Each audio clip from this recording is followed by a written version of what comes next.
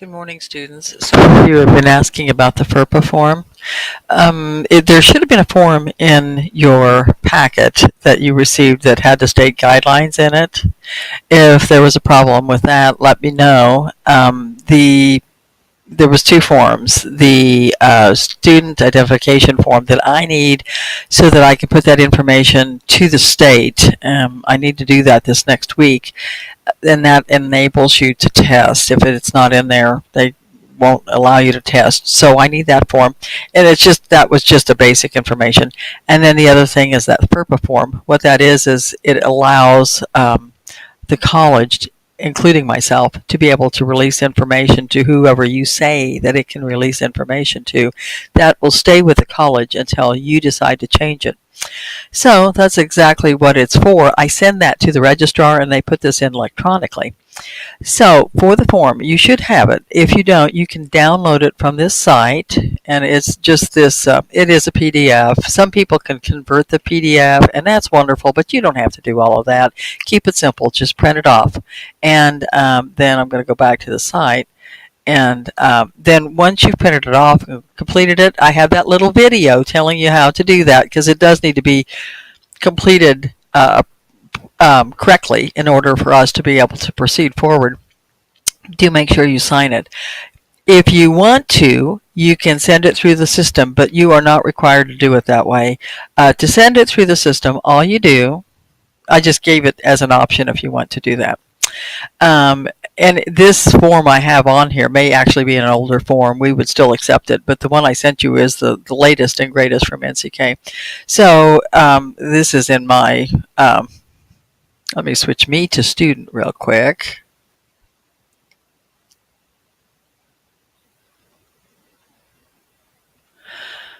Okay, and then I just add the submission.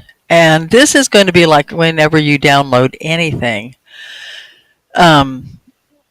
You just simply click this, or you can actually drag and drop, just like it says here. You can have it on your computer and just pull it over, or you can add file, you can upload a file, choose that file you want to do. You know, in my case, if I wanted to put your schedule in here, I could do that. And I open that, upload this file.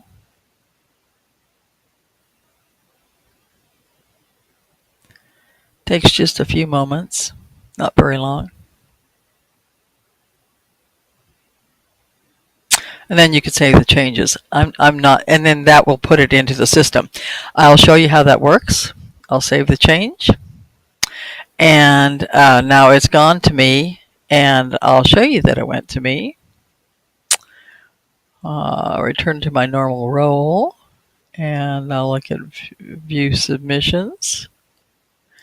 And next.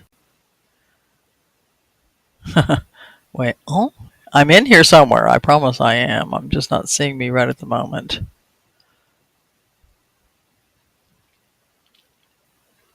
At any rate, I would just find it in here. You know, like I could click on this one and it would just come up. So if you want to use this, it's just a, I see that that Ruth did it, and I thank you for that. You can do it one way or the other. The only thing is that we just have to have it back. And so I'm giving you this opportunity to do it this way, which is easy. But if you want to also email it to me, that's just fine too, because I've been receiving emails, I'm printing them off, and, you know, as I'm collecting them, at the end, I'm going to gather everybody's and see where we're all out and see who I need to still get from. So, you know, keep that simple. If you don't have a way of scanning it, that, you know, maybe you don't have a scanner, or you don't have a workplace or school that, you know, you can scan something, to scan and email it, you can fax it to us at 785-623-6152, or you can take a really good picture. It's got to be a good picture on your phone to make sure we can read it, because it's going to go to our registrar, and you want to make sure she can read it, and then just email it back to me. And it's that simple. You know, once you have it scanned, you could do it a number of ways. You could put it onto your computer. You know, you could email it to yourself, and then upload it to the system, or you could simply email it to me.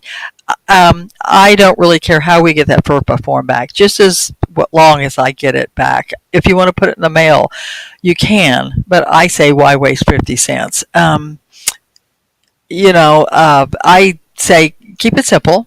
And that's the reason we need to have it back, because unless we have some information telling us that we can release information to somebody who might call to check on, whether you're doing okay, or whether I can't visit with them unless I have a consent from you. So that's what it's about. Say if somebody has paid for your way to go to class, it would be nice for them to be able to follow up with you.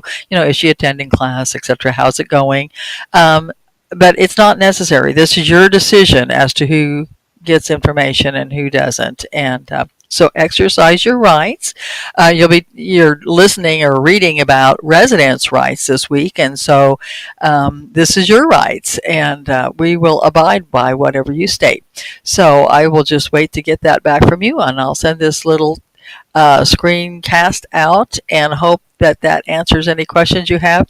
For TB skin tests, they actually were due the first day of class, and so that little question I put on the quiz was just a reminder. If you don't have that due, let's get it done.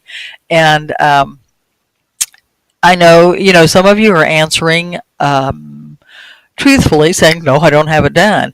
Well, okay, so this is your reminder. Let's get it done just as soon as possible. When I know that your TB skin tests are done and I go through everybody's and, make sure everybody's is in, I will go back to that question and give you those points. But it was a reminder to you that we really need to get that done as soon as possible. Again, if you have any questions, and some of you have just been doing fantastic about communicating with me, and I really, really appreciate it. I will be in the office most all of this day. And this is Thursday, the 7th of September. So I'm in the office. If you have any questions, give me a call. I'll be gone over the noon hour, and then I'll be back shortly after 1, and we'll go from there. Thanks, guys. Talk to you soon.